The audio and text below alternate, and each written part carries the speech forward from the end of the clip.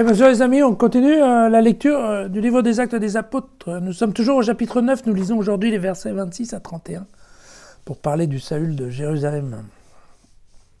Arrivé à Jérusalem, Saül essayait de s'agréger aux disciples, mais tous avaient peur de lui, n'arrivant pas à le croire vraiment disciple.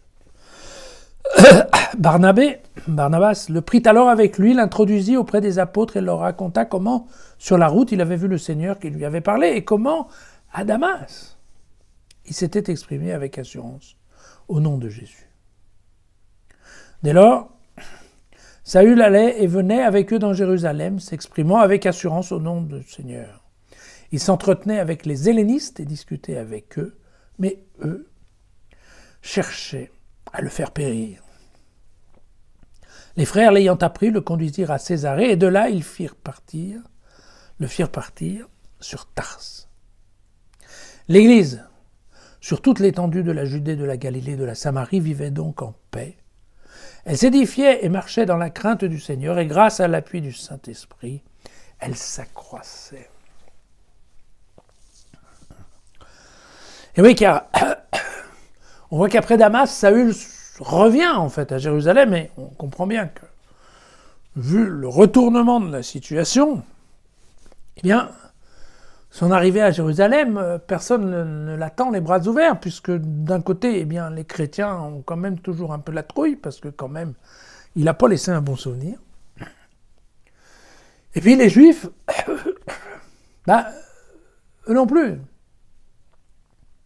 ne l'apprécient pas vraiment. Hein, puisqu'en fait, eh bien voilà, il a retourné sa veste.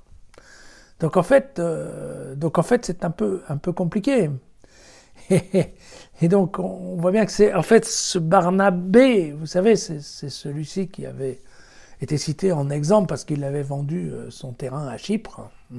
C'était un lévite qui était propriétaire d'un terrain à Chypre et il l'avait vendu, et lui dans son cas il avait bien donné tout l'argent aux apôtres, contrairement aux méchants Ananias et Saphira qui en avaient gardé une partie pour eux. Eh bien, c'est le fameux Barnabé qui va se porter en fait caution pour le nouveau Saül. Voilà. Ces histoires d'aller-retour entre Damas, Jérusalem, puis Césarée et Tarse, on n'est pas trop sûr parce qu'en fait ça ne correspond pas du tout à ce que raconte Paul, c'est-à-dire ce même Saül, dans ses épîtres, entre autres dans l'épître aux Galates. Donc on n'est pas trop sûr, mais l'important, c'est pas grave, l'important c'est quand même que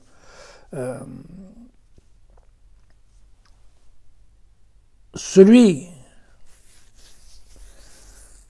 qui était supposé éliminer les chrétiens est devenu celui qui maintenant va participer au développement, à l'expansion de la foi chrétienne. Voilà.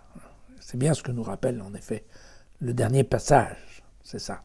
C'est que la crainte du Seigneur et l'appui du Saint-Esprit permettent à la communauté chrétienne de s'élargir, de se développer, mais aussi de s'étendre en termes géographiques. Voilà. Donc c'est important. L'expansion de l'Église est bien due au Saint-Esprit. À demain.